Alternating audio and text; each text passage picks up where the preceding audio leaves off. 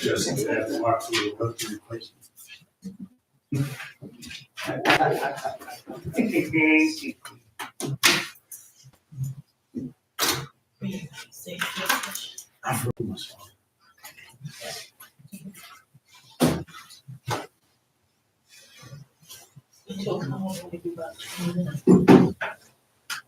Well, actually, this really won't be take that long. 15. This really won't take that long. Just actually some updates, and most of this you probably already seen. So,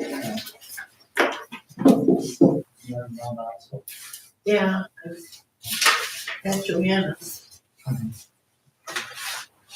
that was the meeting, that was the second meeting, how we talking. They scheduled that meeting the same day that they were supposed to meet with the highway department. So I told Joanna, I said, okay, you go to that meeting, Mary and I will go to this meeting, and then we'll swap notes. Yeah. Oh, okay, yeah, fine. She's delightful. Oh, yes, really good. Sexy stuff. Okay, all right. 701. Hmm? 701 according to. All right, well, that was what's up. We got here. Yes, you need it, right? You got 25 or 6. So when we talk about dementia. 701. See, I told you it's time. Okay. 701.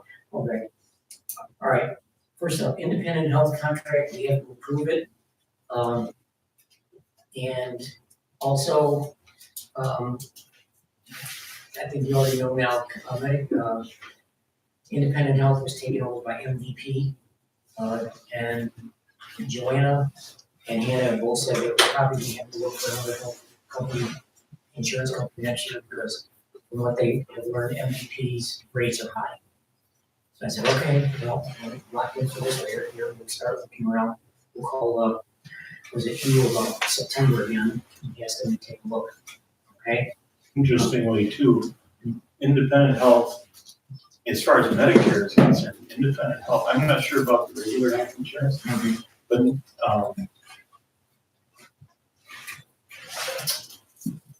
independent health and what's now, what used to be high market is now. Maybe it's still high market, but they're, neither one of those companies are, we be able to go Roswell this one. Oh, Yeah, that's Yeah. big. That's big. I didn't know where you're going. Yeah. Yeah, right. With some friends that have looked for different insurances. Yeah, because I They hopefully, need Roswell. hopefully the regular, health insurance is still, they're still under contract to deal with Roswell. Right. As far as the Medicare plans, I was shocked to see that happened when I got the letter, and come to find out, Is that for everybody, Jeff, or if you have an individual? that's for like your Medicare, your part C or part D, plan? Medicare, your Medicare Advantage. Yeah, That's your Medicare. that's it. I was gonna say, Yeah. Because my insurance is still through the state, and I called and they said it wasn't gonna affect mine. Okay, oh, that's good. They made They this, said it was just individual. yeah. Okay, yeah, I got the letters, so Okay.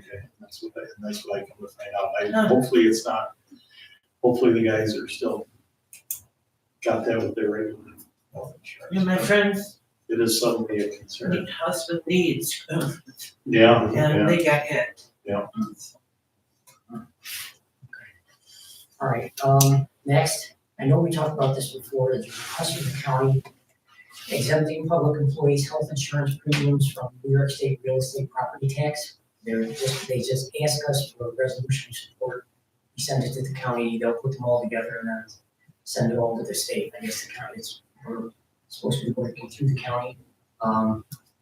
Whether or not you want to do that, let me know. I don't mind. I mean, just a resolution, send it out to the county, of support. Supporting, Okay, it's exempting public employees' health insurance premiums from the New York State real property tax cap. no, yeah, okay, thank you. Okay. I processed it for a minute. I understand, just, Yeah, okay, that makes sense. I had to read it a couple times from, it was either Joey, no, it was either Hannah or the county.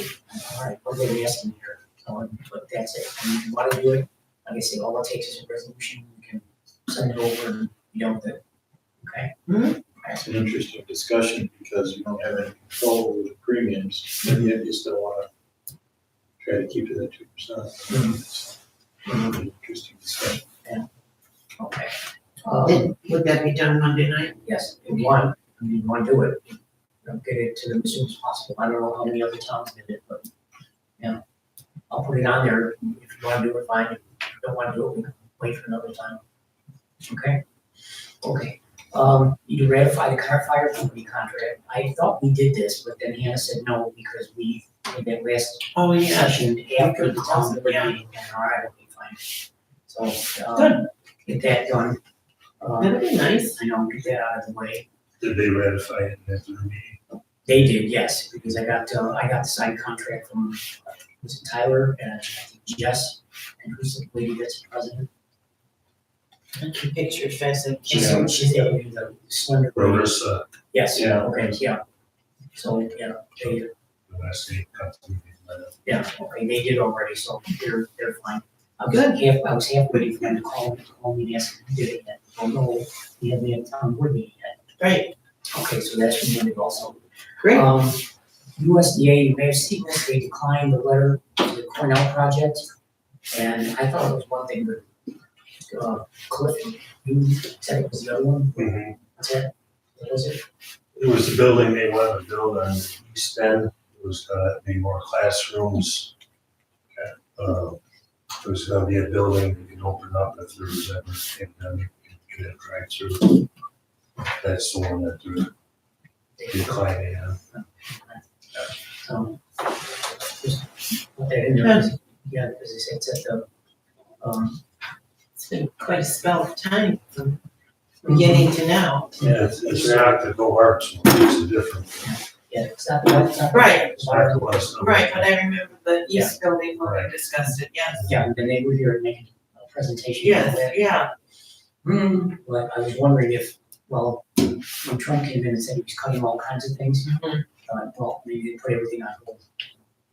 But, good, guess not. Okay, all right, next, in case you're wondering, if you go down Marshall Road, or if you go along Westcott Road, where Westcott ends at Marshall, there's a pole there with a light. The light's been out for, it could be over a year. Oh my. Well, every time I see it, I think, like, yeah, I gotta do something that way. Well, I went to, I went to the, Lynn and Jeff's Christmas party Saturday night, and who do I see but the one fellow that lives on that road who I only see once a year at that party. Did he corner you? Yes, he came right up and said, Brian, all right, good, Merry Christmas, same to you, nobody fix that light, yes, I know. So I was coming home today, or actually coming into the village, I was coming down Marshall, wait a minute. So I pulled into the parking lot for the water tank, and I'm standing out there taking all the numbers off the side of the pole. And I thought, all right, fine. I got in here, I called, started talking to this nice young lady, and she said, and I gave her all the numbers, and she said, yes, that's one of our poles. I said, okay. I said, this is what it is, and she said, all right, if it's just a light bulb, we'll fix it. If not, something else, it may take, first she said 7 to 10 days, and she said, it may take more. I think it's one of those old lights, because it's like kind of a goldish brown, yellow, and it's the big bulb. It's not flat like LEDs. Something tells me they're gonna switch it out, which is fine, but at least it'll get fixed. And then the next year when I see this guy at the Christmas party, I said, light's fixed. Okay. It lasts that long. You better check it before you leave the party. Yeah, true. But I even asked Janet, I said, do you know who this guy is?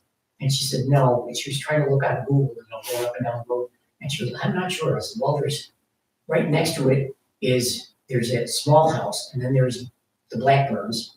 That's going south. Going north, there's that house with all the trees around it. It used to be a pet grooming center. And then there's a house across the road who I don't know who that is. I don't know if that's the guy. But anyway, he knows you. oh yeah. Him and his wife, oh hi, Merry Christmas, don't be vexed of life. All right, so anyway, and then she said if it, like I say, 7 to 10 days, if it takes a little longer, in fact, she even said she'll give you a call and let you know. But yes, it's one of our poles, and there was even a VZ on it. And I said, is that Verizon? And she goes, yes, but that's one of those things. She said, yes, they're probably co-locating, they probably ran a cable on the pole, and, we said, go ahead, and that's it, so that's all right. So in case you happen to see it, or anybody asked you, it's in the process.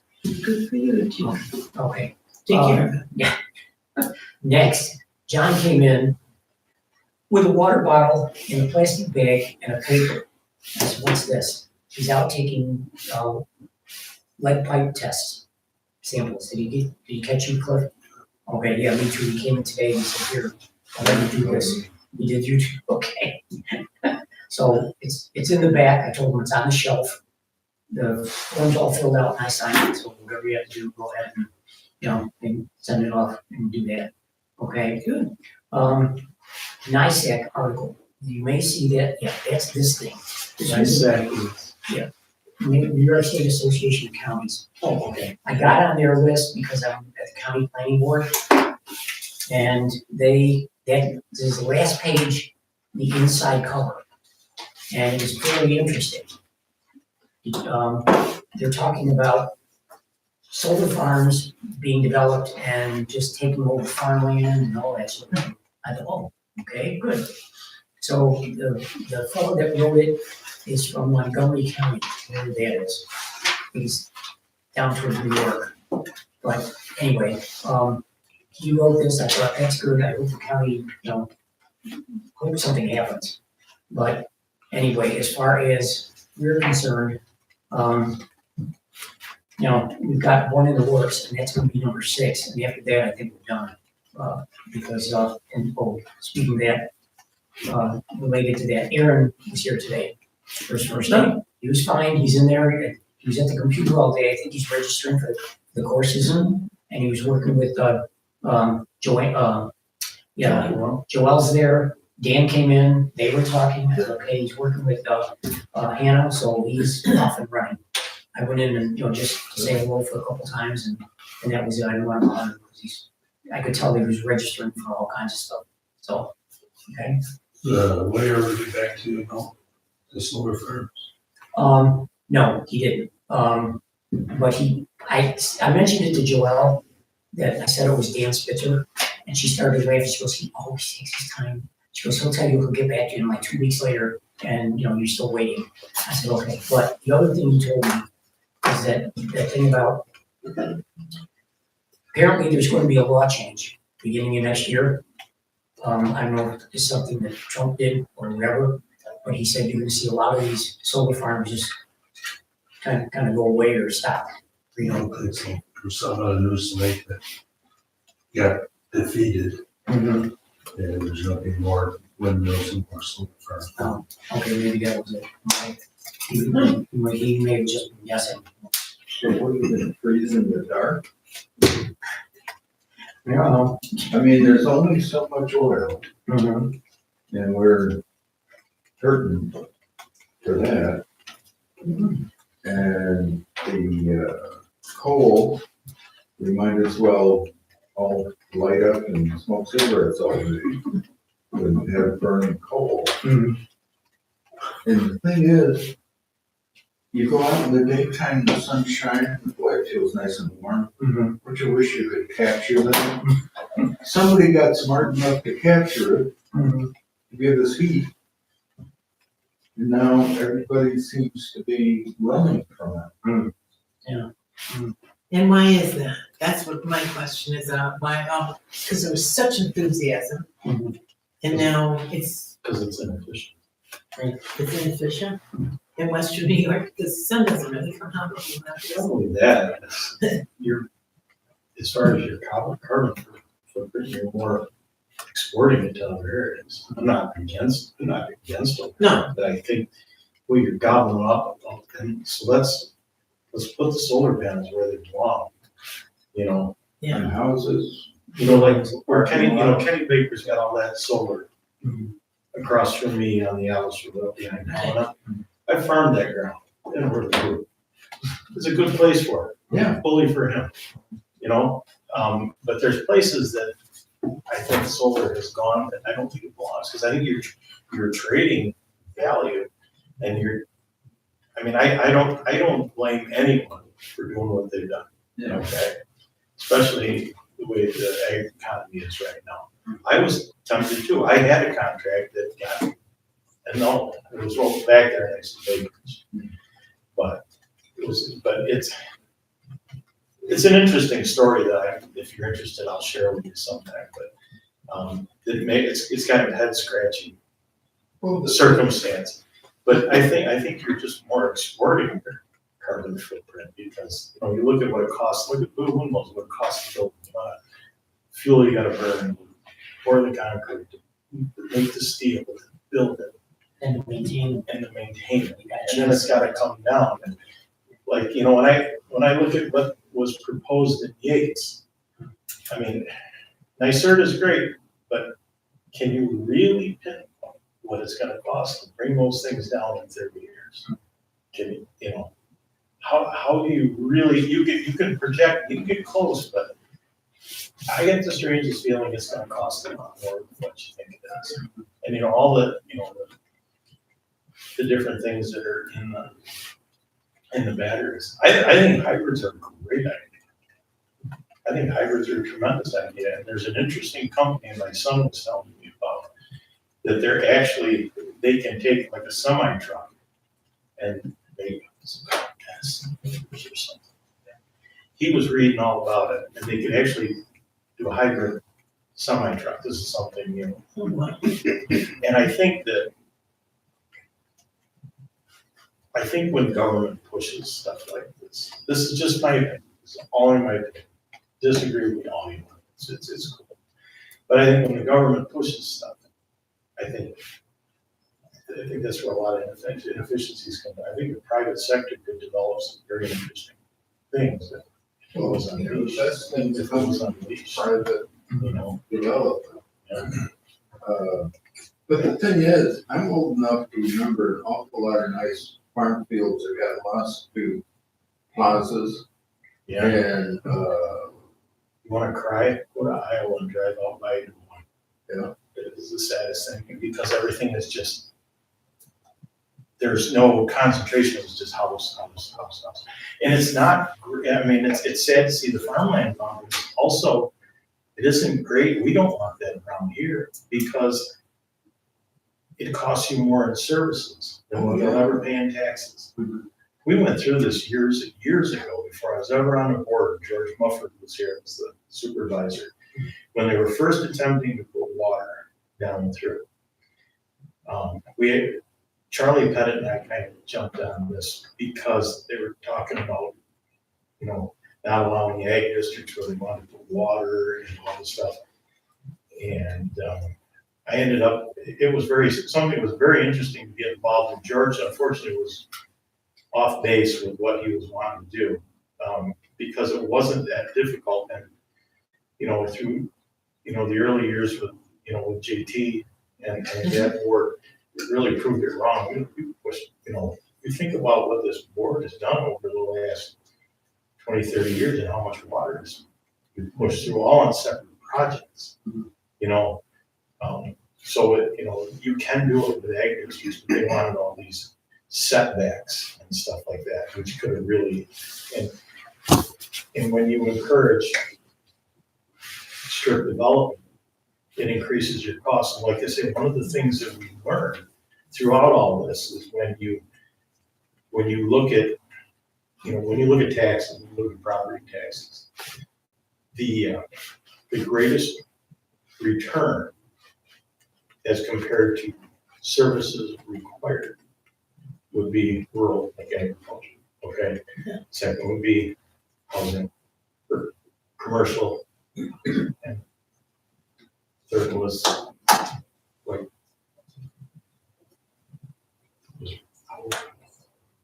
well, I'm going back in the archives here. You remember some of these two, don't you, Brian? Yeah, I've got some of it a little bit backwards. Yeah, we because it's been so long, I don't even expect to think about that. We would talk about it at the county planning board, yeah. But it was very interesting, and that, that type of development where just houses just accumulate as you go down the road. People selling off lots, it ends up being very expensive. Those houses will never pay enough in taxes to cover their cost of service. And that was all stuff that was researched by New York State Ag Markets. It was all stuff I got from back in that day. It was Hank Step.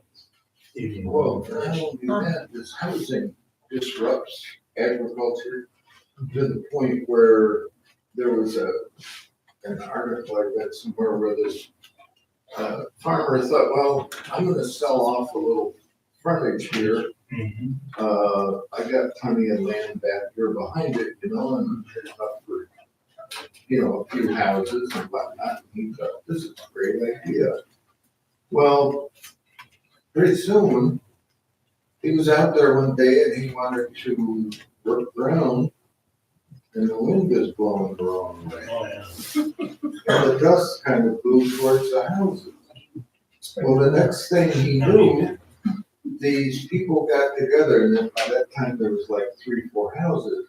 Right. And they hired a lawyer, and they turned out the lawsuit, told him what days he could do what and what everything else. So he kind of lost control of a large section of his property. Yeah, and that can happen without an ag district, but you also, and there's the occasional farmer around that can be his own worst enemy too. Oh, yeah. Not paying attention when the neighbor's having a graduation party, when he wants to empty his pit. Yeah, it's like, the farmer's not the responsibility of being a good neighbor either. Yeah. But no, you're right, and it's, Yeah, I've seen, well, personally, where Debbie grew up, North Tonawanda, her in-laws, through her brother, lived up on North, I think it's Niagara Falls Boulevard, North Tonawanda, that sort of thing. I think I told you this, right? Anyway, the last name is Devontier. oh, Alan Dunter. Yes, okay, they had a farm up there, and same thing, and it started getting encroached by houses. And every so often, he'd have to go to a town board meeting and justify why he was there. And Debbie told me a couple times, they just look at him and say, why'd you sell out and leave? And his answer was, I was here first. Yeah. They didn't like that one. And the thing is, you're one person going in about 10 or 20 that are in these houses around you. And who's gonna rule for who? Yeah. Numbers do you in. Yeah. Two birds with one stone. When they want to build a Walmart's net, then we put the solars on top of the wall. Yeah, good place for that. It really is. So anyway, well, also part of that article talks about taking their land out of agricultural. Right. And what it cost, they didn't go into hard numbers, but saying, you're taking percentage of ag land out, and it's all the time, right now. So, okay, all right. Next, just one slight meeting change. I don't know if you checked the email today, but I sent it out. Hannah noticed it. The budget, our budget meeting in October, during the budget season, we moved it to October 1st from the 2nd. The 2nd is on a Friday. She said, I don't know if you want it that day or want to keep it on first, which would be Thursday when you're here, whatever. I said, it's fine with me. I'll be here either day. So that's, like I said, check your email and it should be in there. And Jesse, I think I got your correct address. Yeah. Okay. Okay. All right. I don't worry about that. Chicken. Okay. So, all right. So now I need to talk to you about something in the executive session.